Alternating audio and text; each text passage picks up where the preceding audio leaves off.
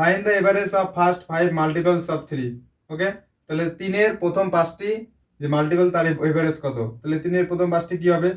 3 3 2 6, ঠিক আছে, 3 3 9, 3 4 12, 3 5 15।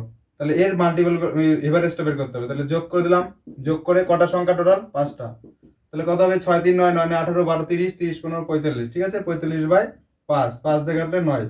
তাহলে কত হবে অ্যান্সার? এভারেজ 9। তাহলে এটার অ্যান্সার হবে এভারেজ 9, ঠিক আছে।